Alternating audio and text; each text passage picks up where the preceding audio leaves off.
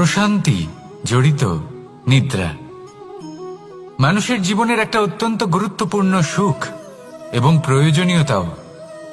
দেখতে গেলে এই সংসারের প্রত্যেক পশু পাখি, প্রত্যেক জীব অবশ্যই নিদ্রা প্রাপ্ত করেন, কিন্তু মানুষ, যার মধ্যে বিচার বিবেচনা করার শক্তি অন্যদের থেকে অনেক বেশি, তার কিন্তু ঘুমের কিছু সমস্যা অবশ্যই হয়। কি বলেন, তাই তো? এবার এর কারণ কি? চিন্তা। এবার চিন্তা আমাদের সবার জীবনে আছে। আমরা সকলে জানি যে চিন্তা কখনো আমাদের সাহায্য করে না, তাও আমাদের জীবনে আছে। কেন? চিন্তার মাধ্যমে কি কখনো কোনো সমস্যার সমাধান হয়েছে? অর্থের চিন্তা করলে কি অর্থ লাভ হয়? ভবিষ্যতের চিন্তা করলে কি ভবিষ্যৎ ঠিক হয়ে যায়? স্বাস্থ্যের চিন্তা করলে কি স্বাস্থ্য নিজে থেকেই ঠিক হয়? হয় না। তাহলে এই সব কিছু থেকে আমাদের একটা ছোট্ট শিক্ষা অবশ্যই লাভ করা উচিত।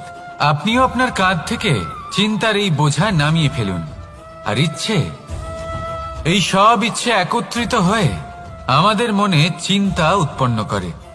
তাই এই চিন্তাগুলিকে ত্যাগ করুন, প্রকৃতির প্রেমের উপর বিশ্বাস রাখুন। মনে রাখবেন, যিনি চিন্তা মুক্ত হবেন তিনি চিতা মুক্ত হবেন। সুখের নিদ্রা প্রাপ্ত করুন, আর নিদ্রায় যাবার আগে আমার সাথে ভালোবেসে বলুন, রাধা রাধা। মহাদেব, সেই দেবতা যিনি মহান, যাকে দেবতাদের দেবতা বলা হয়, যিনি হলেন আমার আরাধ্য। কখনো আপনার মনে এই প্রশ্ন এসেছে যে শিবকেই কেন মহাদেব বলা হয়, অন্য কোনো দেবতাকে কেন বলা হয় না? সেই কারণ মহাদেবের মধ্যে, ওনার মধ্যে এমন এক বিশেষ গুণ রয়েছে যা অন্য কারণ নেই। তা হলো নিঃস্বার্থ হয়ে মানুষের সেবা করা। যদি প্রয়োজন পড়ে, যদি সৃষ্টির পথে বিনাশের কালো মেঘ ছেয়ে থাকে, তখন নিজের প্রাণের চিন্তা না করে হলাহল পান করার জন্য প্রস্তুত থাকেন মহাদেব। আর এই অদ্বিতীয় ত্যাগের জন্যই শিবকে মহাদেব বলে ডাকা হয়। এবার যদি কোনো মানুষও নিঃস্বার্থ ভাবনার দ্বারা নিজেকে অর্পণ করে দেয় এই জগতের কল্যাণের জন্য, মানুষের সেবার জন্য, তাহলে তিনিও মহাপুরুষ, মহামানব হতে পারেন। যদি কেউ অভুক্ত থাকেন, তাহলে নিজের থালা থেকে অর্ধেক খাবার তাকে দিয়ে দিন। যদি কেউ অসুস্থ হন, তাহলে তাকে সেবা করার, চিকিৎসা করার চেষ্টা করুন। এই জীবন শুধু নিজের জন্য নয়, অন্যদের প্রতি, সমস্ত সংসারের প্রতি উৎসর্গ করুন। যদি এইসব মানুষ শিখে যান, তাহলে তিনি মহাদেবের পথে অগ্রসর হতে পারেন। যদি মানুষ নিঃস্বার্থ ভাবনার দ্বারা এই সংসারের সেবা করতে শিখে যান, তাহলে তিনি নিশ্চিত রূপে মহামানব অবশ্যই হতে পারবেন। আসুন আমার সাথে ভালোবেসে বলুন, রাধা রাধা। স্বর্ণ, হিরে, মুক্ত, মানিক, এই সব কিছুকে আগে পাথর বলা হতো। তাহলে এমন কি হলো যে এদের রত্ন বলা হয়? আর রত্ন তা বাস্তবে আসলে কি? এটা হলো সেই পাথর যাকে আগে আগুনের তাপ সহ্য করতে হয়েছে, পরখ করা হয়েছে, যাচাই করা হয়েছে, এদের কাটার চেষ্টা করা হয়েছে, কিন্তু তারা কখনোই নষ্ট হয়নি, বরং তারা আরো উদ্ভাসিত হয়েছে, আরো উজ্জ্বল হয়েছে, এই সংসারে আরো প্রকাশ ছড়িয়ে দিয়েছে। সেই জন্য এরা হলো এত অমূল্য, সেই জন্য এরা হলো বহুমূল্য, সেই জন্য এদের রত্ন বলা হয়। এবার মানুষের কাছেও এই নির্বাচনের অধিকার রয়েছে যে আমরা শুধু পাথর হয়ে থাকব নাকি রত্ন হয়ে থাকব। কিভাবে? আমাদের জীবনেও অনেক সমস্যা রয়েছে, বাধা আছে, বিপত্তি আছে। আমরা সেই বাধার তাপে উত্তপ্ত হই, এই সমস্যা আমাদের কাটার চেষ্টা করে। অনেক মানুষ বিভিন্ন পরিস্থিতি আমাদের ভাঙার চেষ্টা করে, কিন্তু আমাদের নষ্ট হলে চলবে না। যেভাবে এই রত্ন সমস্যার সম্মুখীন হয়ে পাথর থেকে রত্ন হয়েছে, সেইভাবেই আমাদেরও আমাদের সমস্যার সম্মুখীন হয়ে রত্ন হয়ে উঠতে হবে, এই সংসারে প্রকাশের স্রোত হয়ে উঠতে হবে। তাহলে এটাই করুন, আর আমার সাথে ভালোবেসে বলুন, রাধা রাধা। সংসারে সব থেকে বড় শক্তি আসলে কি? কেউ বলবেন শারীরিক শক্তি, কেউ বলবেন অস্ত্রের শক্তি, কেউ বলবেন জ্ঞানের শক্তি। ঠিক আছে, কিন্তু যদি আমি বলি সংসারের সব থেকে বড় শক্তি হল শক্তি কোনো এক তথ্যের, আজ্ঞে হ্যাঁ, তথ্য। এই তথ্য নিজেই কিন্তু খুব শক্তিশালী, অত্যন্ত শক্তিশালী অস্ত্র হলো এই তথ্য। আর সত্যি বলতে অনুচিত তথ্যের থেকে অনেক বেশি ঘাতক হলো অসম্পূর্ণ তথ্য। যেরকম আজ শাম্ব রুক্মির সাথে করেছে, ওকে অসম্পূর্ণ তথ্য দিয়েছে, তার ফলে বিনাশ হলো। যদি এইভাবেই আপনার কাছেও কোনো অসম্পূর্ণ তথ্য আসে, আর যদি আপনি তা পরখ না করে দেখেন, যাচাই না করে দেখেন, আর নিজের কর্ম করেন, তাহলে উত্থানের বদলে আপনি পতনের সম্মুখীন হবেন। বিকাশের বদলে আপনার বিনাশ হয়ে যাবে। মনে রাখবেন একটা অত্যন্ত গুরুত্বপূর্ণ কথা, সঠিক তথ্য পাওয়া সঠিক তথ্য দেওয়ার থেকে অনেক বেশি গুরুত্বপূর্ণ। আশা করি এই কথা আপনি বুঝেছেন। জীবনে যখনই কোনো তথ্য আপনি পাবেন, সেই বিষয়ে ভেবে দেখুন, পরখ করে দেখুন, যাচাই করুন, তারপর নিজের কর্ম করুন। আর আমার সাথে ভালোবেসে বলুন, রাধা রাধা। ধর্ম এবং প্রেম, এই দুই হলো একই মুদ্রার দুই পিঠ। যদি এদের মধ্যে কোনোটা নষ্ট হয়ে যায়, তাহলে দ্বিতীয়টাও থাকে না। কখনো ভেবেছেন এমন কেন হয়? তার জন্য আগে আপনাকে বুঝতে হবে যে ধর্ম আসলে কি। ধর্ম সেটাই যা এই সংসারের প্রত্যেক মানুষকে একে অপরের সাথে সুখ এবং শান্তিতে থাকতে প্রেরণা যোগায়। এই প্রেরণার আধার হলো প্রেম। প্রেম সেটাই যা আপনার মধ্যে অন্য কারোর প্রতি করুণাবোধ জাগিয়ে তোলে, সম্মান জাগিয়ে তোলে। এবার যদি প্রেম চলে যায়, তাহলে সবার আগে বিনাশ হবে সম্মান আর করুণাবোধের। এবার যেখানে না প্রেম রয়েছে, না সম্মান রয়েছে, না করুণা রয়েছে, সেখানে ধর্ম কিভাবে বাস করবে? অশুভ ইচ্ছে জাগ্রত হয়ে ওঠে, ক্রোধ জাগ্রত হয়ে ওঠে, অহংকার জাগ্রত হয়ে ওঠে, আর তারপর আরম্ভ হয় অধর্মের। তাই যা যা ভাবনা আপনার অন্তরে প্রবেশ করছে, করতে দিন, কিন্তু যাই হোক না কেন, এই প্রেমকে নিজের থেকে দূরে যেতে দেবেন না। এই প্রেমকে চিরকাল নিজের কাছে রাখুন, নিজের হৃদয়। আর এই প্রেম ভাব নিয়ে বলুন, রাধা রাধা। মানুষের জীবনে উন্নতি লাভ করার জন্য তিনটি স্তম্ভের প্রয়োজন হয়। প্রথম স্তম্ভ শিক্ষা। এই শিক্ষা আমাদের জ্ঞান প্রদান করে। দ্বিতীয় স্তম্ভ ব্যবসা, যার দ্বারা আমরা ধন উপার্জন করি। তৃতীয় স্তম্ভ হলো আমাদের ঈশ্বর, আমাদের ইষ্ট। এনার সাথে যদি আমরা জুড়ে থাকতে পারি, তাহলে এমন একটা মানসিক বল আপনি লাভ করবেন যেটা এই সংসারে আর কোথাও পাওয়া সম্ভব নয়। কিন্তু মানুষ অনেক সময় জীবনে এই তিনটি স্তম্ভ লাভ করা সত্ত্বেও সামনে অগ্রসর হতে পারেন না। তখনও জীবনে কঠিন পরিস্থিতি আসতেই থাকে। এমনটা ঠিক কেন হয়? কারণ সে জীবনে এই তিনটি স্তম্ভ লাভ করে নেয়, জীবনে প্রয়োগও করে, কিন্তু তার ভিতের কথা সে ভুলেই যায়। যেমন প্রথম স্তম্ভ অর্থাৎ শিক্ষা। এই শিক্ষার আধার হলো শুভ চেতনা। যদি অন্তরে শুভ চেতনা না থাকে, তাহলে এই শিক্ষার কোনো গুরুত্ব থাকে না। দ্বিতীয় স্তম্ভ ব্যবসা। পরিশ্রম করে উপার্জন করতে হবে, এই কথাটা আমরা সবাই জানি এবং সবাই চেষ্টাও করি। কিন্তু ব্যবসা করতে করতে আমরা এটা ভুলে যাই আমাদের ব্যবহার কেমন হয়ে পড়েছে। এই ব্যবহার যদি শুভ হয়, তাহলে আমাদের উপার্জন আস্তে আস্তে একটা স্থির জায়গায় এসে পৌঁছবে। এবং তৃতীয় স্তম্ভ আমাদের ভগবান। যদি ওনার স্মরণে আপনি যেতে চান, তাহলে তার পূর্বে নিজের মা বাবাকে সেবা করুন, তাদের যত্ন করুন, তাদেরকে ভালোবাসুন, কারণ ওনারাই হলেন এই সংসারে আপনার সব থেকে বড় ইষ্ট। তাহলে তিন স্তম্ভের সাথে সাথে তাদের আধারকেও নিজের জীবনে প্রাধান্য দিন। কোনো সমস্যা আসবে না, জীবনে একের পর এক উন্নতি করবেন এবং এই মন প্রসন্ন হয়ে বলবে, রাধা রাধা।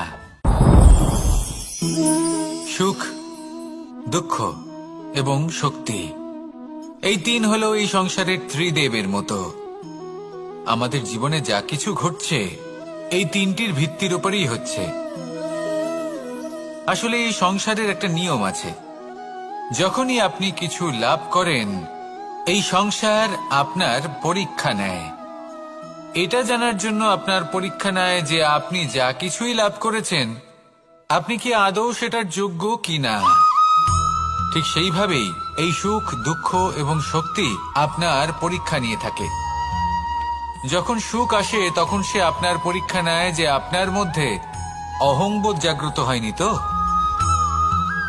যদি অহংবোধ চলে আসে তাহলে সুখ সেখানেই সঙ্গ ত্যাগ করে। দুঃখ আপনার ধৈর্যের পরীক্ষা নিতে থাকে, আর যদি আপনার মধ্যে ধৈর্য না থাকে তাহলে এটা আপনাকে আরো বেশি দুঃখের গভীর অন্ধকারে ঠেলে দেবে। সেখানে শক্তি পরীক্ষা নেয় আপনার বিনম্রতার। যদি আপনি বিনম্র না হন তাহলে হয় এই শক্তি আপনার সঙ্গ ত্যাগ করবে, নয় এই শক্তি বিনম্রতার অভাবে আপনার পতনের কারণ হতে পারে। এই সংসারে যে কোনো ব্যক্তি যিনি এই পরীক্ষায় উত্তীর্ণ হয়ে থাকেন এই জীবনে তিনি সাফল্য লাভ করেন। আসুন আমার সাথে ভালোবেসে বলুন, রাধা রাধা। ভয়ের সাথে আমরা সবাই পরিচিত, কষ্টও আমরা সবাই পেয়েছি। কখনো কখনো আমরা অসুস্থ হয়ে পড়ি, আর এমন সময় হলে মাতার মমতা, কখনো বাবার স্নেহ, কখনো বন্ধুদের পাশে থাকার অনুভূতি আমাদের রোগ নিরাময়ে সাহায্য করে। কখনো যদি আমরা নিরাশ হয়ে পড়ি, তখন যদি আমাদের কোনো আপনজন আমাদের দুটো ভালো কথা বলে তখন আমাদের মনোবল বেড়ে যায়। ঠিক তেমন সংসারের এই রঙ্গমঞ্চে যদি আপনি পীড়িত অনুভব করেন, কিছু শুভ কথা আলোচনা করুন, কিছু স্তুতি গান করুন, কিছু মুহূর্তের জন্য হলেও নিজের ইষ্টদেবের কথা স্মরণ করুন আর প্রার্থনা করুন। সাহস বাড়বে, শক্তিও বৃদ্ধি পাবে এবং সামনে এগিয়ে চলার পথও দেখতে পাবেন। তখন এই মন প্রসন্ন হয়ে বলবে, রাধা রাধা। এই সংসারে কখনো কোনো ব্যক্তিকে তার বাইরের পোশাক দেখে বিচার করার চেষ্টা করবেন না, এটা খুব বড় ভুল করবেন। যেমন আমরা জীবনে অনেক সময় এমন করি, ধরুন কোথাও একটা গাছ দেখলাম, খুব বিশাল আকারের একটা গাছ যেটা মাটির থেকে অনেক উঁচুতে পৌঁছে গেছে, যার বিশাল শাখা আছে। সেগুলো দেখে আমরা ভাবি যে এই গাছে হয়তো কত সুস্বাদু ফল আছে, আমরা সেই গাছের পরিচর্যা করতে থাকি। আবার অন্যদিকে হলো একটি তৃণ যেটা মাটি থেকে কিছুটা উঁচুতে পৌঁছেছে, কিন্তু সেই তৃণর নিচে, মাটির নিচে অত্যন্ত সুস্বাদু ফল বা সবজি জন্ম নেয়, যা আমাদের স্বাস্থ্যের পক্ষে অত্যন্ত উপকারী। সেই জন্য কখনো আবরণ দেখে কাউকে বিচার করতে চেষ্টা করবেন না। তার বদলে এটা বোঝার চেষ্টা করুন যে আপনার সামনে যে ব্যক্তি আছে বা বস্তু আছে তার বিশেষত্ব কি। যদি এই বিশেষত্ব বোঝার ক্ষমতা আপনি অর্জন করেন, যদি এই শিল্প আপনি নিজের ভেতরে জাগ্রত করেন, তাহলে এই সংসারে বিশেষত্ব কি সেটা আপনি জানতে পারবেন। আর এই সমস্ত খেলা দৃষ্টি থেকে নয়, দৃষ্টিভঙ্গি থেকে জন্ম নেয়। দৃষ্টিভঙ্গি সবসময় শুভ রাখুন আর আমার সাথে ভালোবেসে বলুন, রাধা রাধা। যখন আমরা কোনো বনে প্রবেশ করি তখন এই সবুজ ঘাস দেখে, এই কোমল ঘাস দেখে আমাদের মন প্রফুল্ল হয়ে ওঠে। ভিন্ন ভিন্ন প্রজাতির ফুল, ভিন্ন ভিন্ন রঙের ফুল দেখে এই মন আনন্দে ভরে ওঠে।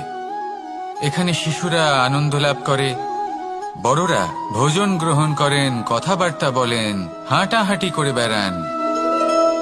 এবার ভেবে দেখুন, যখন এই উপবনের নির্মাণ হয়েছিল সেই সময় যদি এই মাটিকে সঠিকভাবে খনন না করা হতো, যদি তাতে সঠিকভাবে বীজ রোপণ না করা হতো, যদি কোনো সংঘর্ষ না হতো, পরিশ্রম না করা হতো, যদি চলতে চলতে পায়ে কাঁটা না বিঁধে যেত, তাহলে এই সুন্দর বন দেখে আমরা কি এই আনন্দ লাভ করতে পারতাম? কখনোই নয়। ধরুন কোনো নদীর তটে সুন্দর একটি বন আছে, সেই বনের আনন্দ লাভ করতে গেলে আপনাকে সেই নদী পার করতেই হবে। যদি সুখের নদীর প্রশান্তি জড়িত নিদ্রা মানুষের জীবনের একটা অত্যন্ত গুরুত্বপূর্ণ সুখ এবং প্রয়োজনীয়তাও। দেখতে গেলে এই সংসারের প্রত্যেক পশু পাখি, প্রত্যেক জীব অবশ্যই নিদ্রা প্রাপ্ত করেন, কিন্তু মানুষ, যার মধ্যে বিচার বিবেচনা করার শক্তি অন্যদের থেকে অনেক বেশি, তার কিন্তু ঘুমের কিছু সমস্যা অবশ্যই হয়। কি বলেন, তাই তো? এবার এর কারণ কি? চিন্তা। এবার চিন্তা আমাদের সবার জীবনে আছে। আমরা সকলে জানি যে চিন্তা কখনো আমাদের সাহায্য করে না, তাও আমাদের জীবনে আছে। কেন? চিন্তার মাধ্যমে কি কখনো কোনো সমস্যার সমাধান হয়েছে? অর্থের চিন্তা করলে কি অর্থ লাভ হয়? ভবিষ্যতের চিন্তা করলে কি ভবিষ্যৎ ঠিক হয়ে যায়? স্বাস্থ্যের চিন্তা করলে কি স্বাস্থ্য নিজে থেকেই ঠিক হয়? হয় না। তাহলে এই সব কিছু থেকে আমাদের একটা ছোট্ট শিক্ষা অবশ্যই লাভ করা উচিত। আপনিও আপনার কাঁধ থেকে চিন্তার এই বোঝা নামিয়ে ফেলুন। আর ইচ্ছে, এই সব ইচ্ছে একত্রিত হয়ে আমাদের মনে চিন্তা উৎপন্ন করে। তাই এই চিন্তাগুলিকে ত্যাগ করুন। প্রকৃতির প্রেমের উপর বিশ্বাস রাখুন। মনে রাখবেন, যিনি চিন্তা মুক্ত হবেন তিনি চিতা মুক্ত হবেন। সুখের নিদ্রা প্রাপ্ত করুন, আর নিদ্রায় যাবার আগে আমার সাথে ভালোবেসে বলুন, রাধা রাধা। মহাদেব সেই দেবতা যিনি মহান, যাকে দেবতাদের দেবতা বলা হয়, যিনি হলেন আমার আরাধ্য। কখনো আপনার মনে এই প্রশ্ন এসেছে যে শিবকেই কেন মহাদেব বলা হয়, অন্য কোনো দেবতাকে কেন বলা হয় না? সেই কারণ মহাদেবের মধ্যে, ওনার মধ্যে এমন এক বিশেষ গুণ রয়েছে যা অন্য কারণ নেই। তা হলো নিঃস্বার্থ হয়ে মানুষের সেবা করা। যদি প্রয়োজন পড়ে, যদি সৃষ্টির পথে বিনাশের কালো মেঘ ছেয়ে থাকে, তখন নিজের প্রাণের চিন্তা না করে হলাহল পান করার জন্য প্রস্তুত থাকেন মহাদেব। আর এই অদ্বিতীয় ত্যাগের জন্যই শিবকে মহাদেব বলে ডাকা হয়। এবার যদি কোনো মানুষও নিঃস্বার্থ ভাবনার দ্বারা নিজেকে অর্পণ করে দেয় এই জগতের কল্যাণের জন্য, মানুষের সেবার জন্য, তাহলে তিনিও মহাপুরুষ, মহামানব হতে পারেন। যদি কেউ অভুক্ত থাকেন তাহলে নিজের থালা থেকে অর্ধেক খাবার তাকে দিয়ে দিন। যদি কেউ অসুস্থ হন তাহলে তাকে সেবা করার, চিকিৎসা করার চেষ্টা করুন। এই জীবন শুধু নিজের জন্য নয়, অন্যদের প্রতি, সমস্ত সংসারের প্রতি উৎসর্গ করুন। যদি এইসব মানুষ শিখে যান তাহলে তিনি মহাদেবের পথে অগ্রসর হতে পারেন। যদি মানুষ নিঃস্বার্থ ভাবনার দ্বারা এই সংসারের সেবা করতে শিখে যান তাহলে তিনি নিশ্চিত রূপে মহামানব অবশ্যই হতে পারবেন। আসুন আমার সাথে ভালোবেসে বলুন, রাধা রাধা। স্বর্ণ, হিরে, মুক্ত, মানিক, এই সব কিছুকে আগে পাথর বলা হতো। তাহলে এমন কি হলো যে এদের রত্ন বলা হয়? আর রত্ন তা বাস্তবে আসলে কি? এটা হলো সেই পাথর যাকে আগে আগুনের তাপ সহ্য করতে হয়েছে, পরখ করা হয়েছে, যাচাই করা হয়েছে, এদের কাটার চেষ্টা করা হয়েছে, কিন্তু তারা কখনোই নষ্ট হয়নি, বরং তারা আরো উদ্ভাসিত হয়েছে, আরো উজ্জ্বল হয়েছে, এই সংসারে আরো প্রকাশ ছড়িয়ে দিয়েছে। সেই জন্য এরা হলো এত অমূল্য, সেই জন্য এরা হলো বহুমূল্য, সেই জন্য এদের রত্ন বলা হয়। এবার মানুষের কাছেও এই নির্বাচনের অধিকার রয়েছে যে আমরা শুধু পাথর হয়ে থাকব নাকি রত্ন হয়ে থাকব। কিভাবে? আমাদের জীবনেও অনেক সমস্যা রয়েছে, বাধা আছে, বিপত্তি আছে। আমরা সেই বাধার তাপে উত্তপ্ত হই, এই সমস্যা আমাদের কাটার চেষ্টা করে। অনেক মানুষ বিভিন্ন পরিস্থিতি আমাদের ভাঙার চেষ্টা করে, কিন্তু আমাদের নষ্ট হলে চলবে না। যেভাবে এই রত্ন সমস্যার সম্মুখীন হয়ে পাথর থেকে রত্ন হয়েছে, সেইভাবেই আমাদেরও আমাদের সমস্যার সম্মুখীন হয়ে রত্ন হয়ে উঠতে হবে, এই সংসারে প্রকাশের স্রোত হয়ে উঠতে হবে। তাহলে এটাই করুন আর আমার সাথে ভালোবেসে বলুন, রাধা রাধা। সংসারে সব থেকে বড় শক্তি আসলে কি? কেউ বলবেন শারীরিক শক্তি, কেউ বলবেন অস্ত্রের শক্তি, কেউ বলবেন জ্ঞানের শক্তি। ঠিক আছে, কিন্তু যদি আমি বলি সংসারের সব থেকে বড় শক্তি হল শক্তি কোনো এক তথ্যের, আজ্ঞে হ্যাঁ, তথ্য। এই তথ্য নিজেই কিন্তু খুব শক্তিশালী, অত্যন্ত শক্তিশালী অস্ত্র হলো এই তথ্য। আর সত্যি বলতে অনুচিত তথ্যের থেকে অনেক বেশি ঘাতক হলো অসম্পূর্ণ তথ্য। যেরকম আজ শাম্ব রুক্মির সাথে করেছে, ওকে অসম্পূর্ণ তথ্য দিয়েছে, তার ফলে বিনাশ হলো। যদি এইভাবেই আপনার কাছেও কোনো অসম্পূর্ণ তথ্য আসে, আর যদি আপনি তা পরখ না করে দেখেন, যাচাই না করে দেখেন, আর নিজের কর্ম করেন, তাহলে উত্থানের বদলে আপনি পতনের সম্মুখীন হবেন। বিকাশের বদলে আপনার বিনাশ হয়ে যাবে। মনে রাখবেন একটা অত্যন্ত গুরুত্বপূর্ণ কথা, সঠিক তথ্য পাওয়া সঠিক তথ্য দেওয়ার থেকে অনেক বেশি গুরুত্বপূর্ণ। আশা করি এই কথা আপনি বুঝেছেন। জীবনে যখনই কোনো তথ্য আপনি পাবেন, সেই বিষয়ে ভেবে দেখুন, পরখ করে দেখুন, যাচাই করুন, তারপর নিজের কর্ম করুন। আর আমার সাথে ভালোবেসে বলুন, রাধা রাধা। ধর্ম এবং প্রেম, এই দুই হলো একই মুদ্রার দুই পিঠ। যদি এদের মধ্যে কোনোটা নষ্ট হয়ে যায়, তাহলে দ্বিতীয়টাও থাকে না। কখনো ভেবেছেন এমন কেন হয়? তার জন্য আগে আপনাকে বুঝতে হবে যে ধর্ম আসলে কি। ধর্ম সেটাই যা এই সংসারের প্রত্যেক মানুষকে একে অপরের সাথে সুখ এবং শান্তিতে থাকতে প্রেরণা যোগায়। এই প্রেরণার আধার হলো প্রেম। প্রেম সেটাই যা আপনার মধ্যে অন্য কারোর প্রতি করুণাবোধ জাগিয়ে তোলে, সম্মান জাগিয়ে তোলে। এবার যদি প্রেম চলে যায়, তাহলে সবার আগে বিনাশ হবে সম্মান আর করুণাবোধের। এবার যেখানে না প্রেম রয়েছে, না সম্মান রয়েছে, না করুণা রয়েছে, সেখানে ধর্ম কিভাবে বাস করবে? অশুভ ইচ্ছে জাগ্রত হয়ে ওঠে, ক্রোধ জাগ্রত হয়ে ওঠে, অহংকার জাগ্রত হয়ে ওঠে, আর তারপর আরম্ভ হয় অধর্মের। তাই যা যা ভাবনা আপনার অন্তরে প্রবেশ করছে, করতে দিন, কিন্তু যাই হোক না কেন, এই প্রেমকে নিজের থেকে দূরে যেতে দেবেন না। এই প্রেমকে চিরকাল নিজের কাছে রাখুন, নিজের হৃদয়। আর এই প্রেম ভাব নিয়ে বলুন, রাধা রাধা। মানুষের জীবনে উন্নতি লাভ করার জন্য তিনটি স্তম্ভের প্রয়োজন হয়। প্রথম স্তম্ভ শিক্ষা। এই শিক্ষা আমাদের জ্ঞান প্রদান করে। দ্বিতীয় স্তম্ভ ব্যবসা, যার দ্বারা আমরা ধন উপার্জন করি। তৃতীয় স্তম্ভ হলো আমাদের ঈশ্বর, আমাদের ইষ্ট। এনার সাথে যদি আমরা জুড়ে থাকতে পারি, তাহলে এমন একটা মানসিক বল আপনি লাভ করবেন যেটা এই সংসারে আর কোথাও পাওয়া সম্ভব নয়। কিন্তু মানুষ অনেক সময় জীবনে এই তিনটি স্তম্ভ লাভ করা সত্ত্বেও সামনে অগ্রসর হতে পারেন না। তখনও জীবনে কঠিন পরিস্থিতি আসতেই থাকে। এমনটা ঠিক কেন হয়? কারণ সে জীবনে এই তিনটি স্তম্ভ লাভ করে নেয়, জীবনে প্রয়োগও করে, কিন্তু তার ভিতের কথা সে ভুলেই যায়। যেমন প্রথম স্তম্ভ অর্থাৎ শিক্ষা। এই শিক্ষার আধার হলো শুভ চেতনা। যদি অন্তরে শুভ চেতনা না থাকে, তাহলে এই শিক্ষার কোনো গুরুত্ব থাকে না। দ্বিতীয় স্তম্ভ ব্যবসা। পরিশ্রম করে উপার্জন করতে হবে, এই কথাটা আমরা সবাই জানি এবং সবাই চেষ্টাও করি।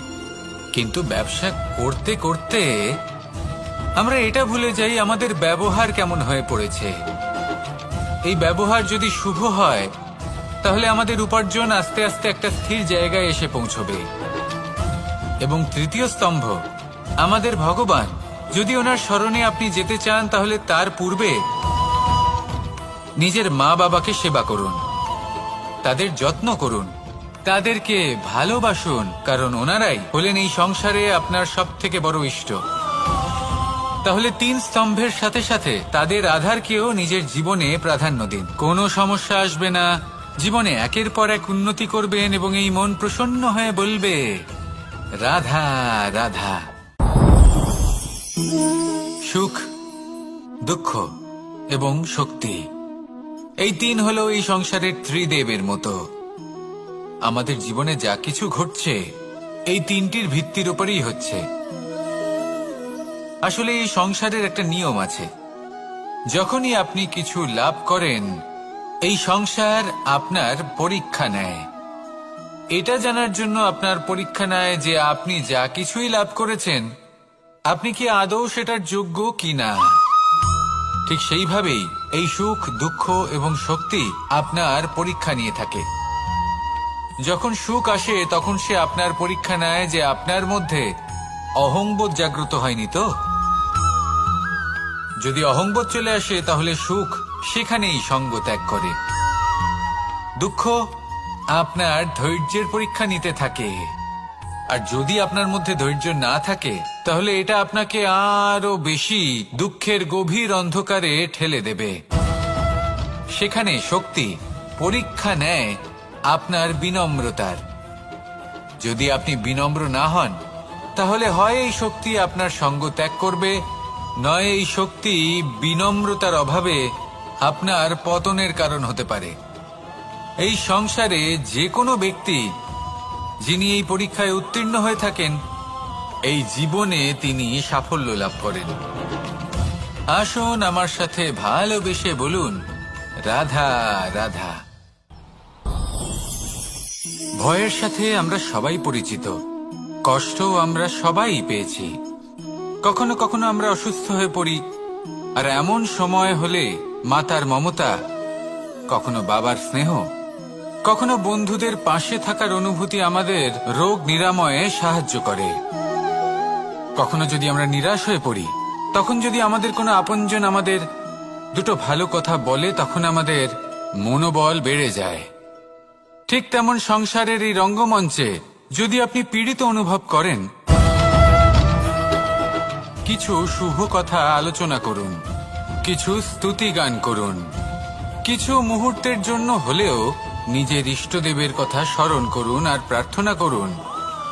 সাহস বাড়বে, শক্তিও বৃদ্ধি পাবে এবং সামনে এগিয়ে চলার পথও দেখতে পাবেন। তখন এই মন প্রসন্ন হয়ে বলবে, রাধা রাধা। এই সংসারে কখনো কোনো ব্যক্তিকে তার বাইরের পোশাক দেখে বিচার করার চেষ্টা করবেন না, এটা খুব বড় ভুল করবেন। যেমন আমরা জীবনে অনেক সময় এমন করি, ধরুন কোথাও একটা গাছ দেখলাম, খুব বিশাল আকারের একটা গাছ, যেটা মাটির থেকে অনেক উঁচুতে পৌঁছে গেছে, যার বিশাল শাখা আছে। সেগুলো দেখে আমরা ভাবি যে এই গাছে হয়তো কত সুস্বাদু ফল আছে, আমরা সেই গাছের পরিচর্যা করতে থাকি। আবার অন্যদিকে হলো একটি তৃণ, যেটা মাটি থেকে কিছুটা উঁচুতে পৌঁছেছে, কিন্তু সেই তৃণর নিচে, মাটির নিচে অত্যন্ত সুস্বাদু ফল বা সবজি জন্ম নেয়, যা আমাদের স্বাস্থ্যের পক্ষে অত্যন্ত উপকারী। সেই জন্য কখনো আবরণ দেখে কাউকে বিচার করতে চেষ্টা করবেন না। তার বদলে এটা বোঝার চেষ্টা করুন যে আপনার সামনে যে ব্যক্তি আছে বা বস্তু আছে তার বিশেষত্ব কি। যদি এই বিশেষত্ব বোঝার ক্ষমতা আপনি অর্জন করেন, যদি এই শিল্প আপনি নিজের ভেতরে জাগ্রত করেন, তাহলে এই সংসারে বিশেষত্ব কি সেটা আপনি জানতে পারবেন। আর এই সমস্ত খেলা দৃষ্টি থেকে নয়, দৃষ্টিভঙ্গি থেকে জন্ম নেয়। দৃষ্টিভঙ্গি সবসময় শুভ রাখুন আর আমার সাথে ভালোবেসে বলুন, রাধা রাধা। যখন আমরা কোনো বনে প্রবেশ করি তখন এই সবুজ ঘাস দেখে, এই কোমল ঘাস দেখে আমাদের মন প্রফুল্ল হয়ে ওঠে। ভিন্ন ভিন্ন প্রজাতির ফুল, ভিন্ন ভিন্ন রঙের ফুল দেখে এই মন আনন্দে ভরে ওঠে। এখানে শিশুরা আনন্দ লাভ করে, বড়রা ভোজন গ্রহণ করেন, কথাবার্তা বলেন, হাঁটাহাঁটি করে বেড়ান। এবার ভেবে দেখুন, যখন এই উপবনের নির্মাণ হয়েছিল সেই সময় যদি এই মাটিকে সঠিকভাবে খনন না করা হতো, যদি তাতে সঠিকভাবে বীজ রোপণ না করা হতো, যদি কোনো সংঘর্ষ না হতো, পরিশ্রম না করা হতো, যদি চলতে চলতে পায়ে কাঁটা না বিঁধে যেত, তাহলে এই সুন্দর বন দেখে আমরা কি এই আনন্দ লাভ করতে পারতাম? কখনোই নয়। ধরুন কোনো নদীর তটে সুন্দর একটি বন আছে, সেই বনের আনন্দ লাভ করতে গেলে আপনাকে সেই নদী পার করতেই হবে। যদি সুখের নদীর প্রশান্তি জড়িত নিদ্রা মানুষের জীবনের একটা অত্যন্ত গুরুত্বপূর্ণ সুখ এবং প্রয়োজনীয়তাও।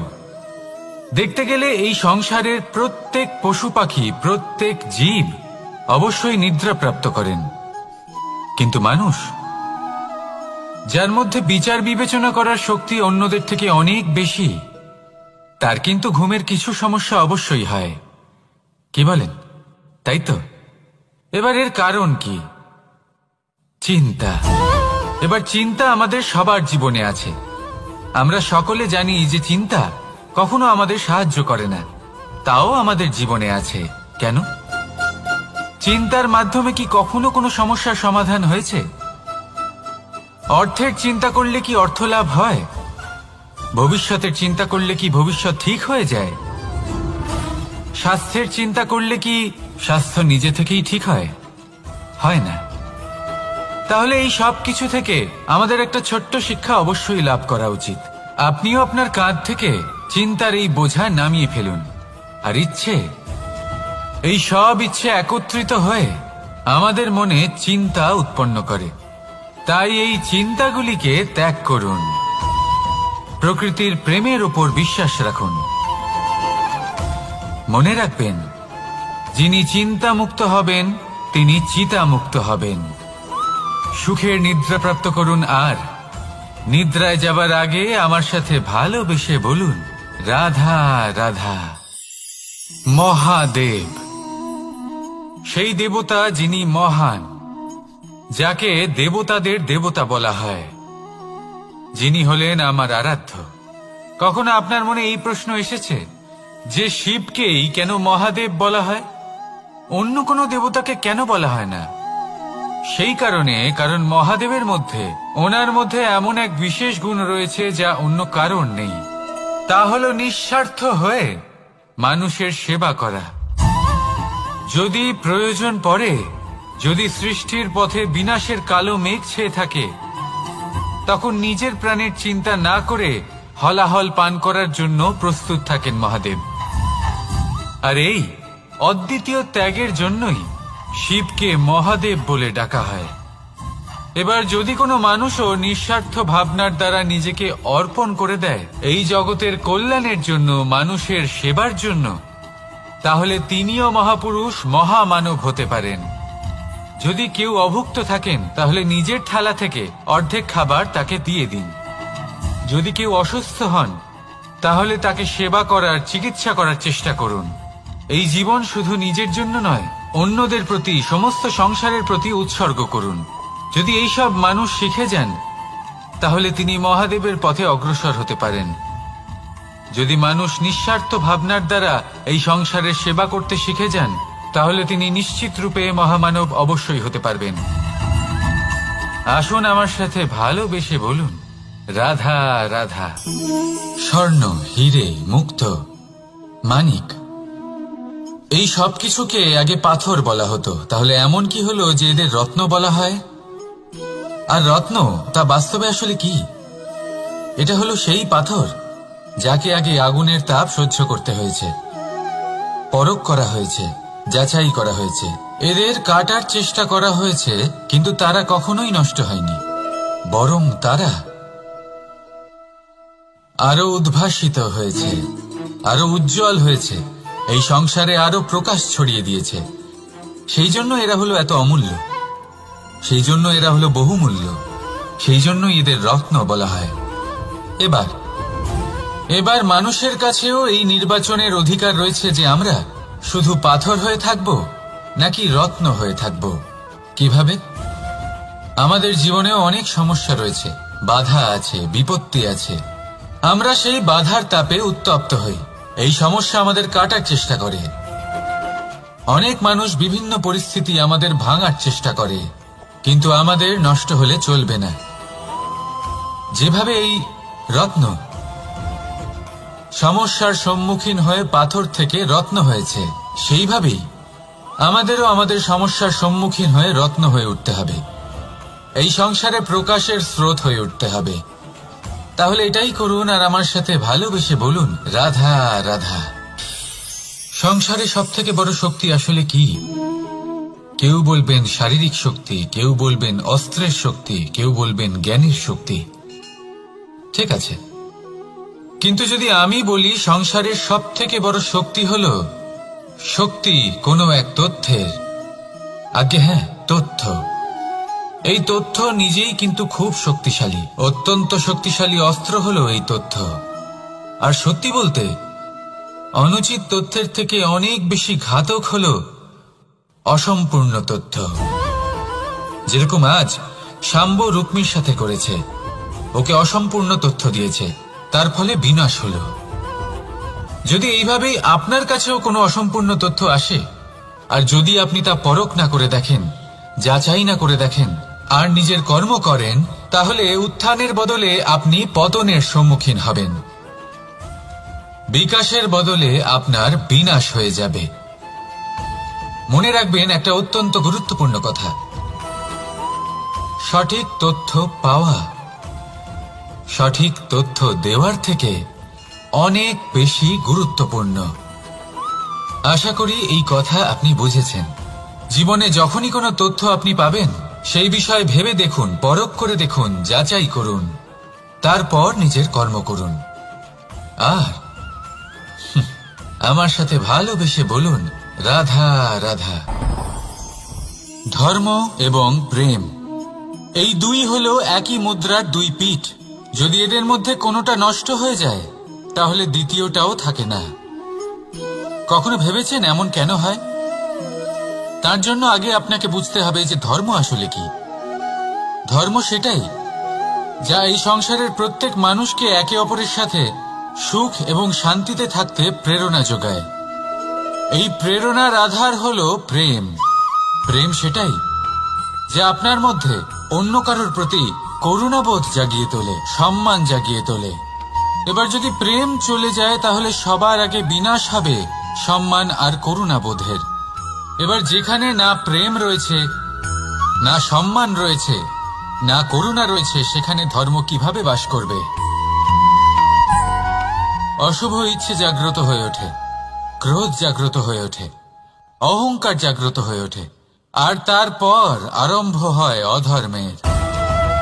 তাই যা যা ভাবনা আপনার অন্তরে প্রবেশ করছে, করতে দিন, কিন্তু যাই হোক না কেন, এই প্রেমকে নিজের থেকে দূরে যেতে দেবেন না। এই প্রেমকে চিরকাল নিজের কাছে রাখুন, নিজের হৃদয়। আর এই প্রেম ভাব নিয়ে বলুন, রাধা রাধা। মানুষের জীবনে উন্নতি লাভ করার জন্য তিনটি স্তম্ভের প্রয়োজন হয়।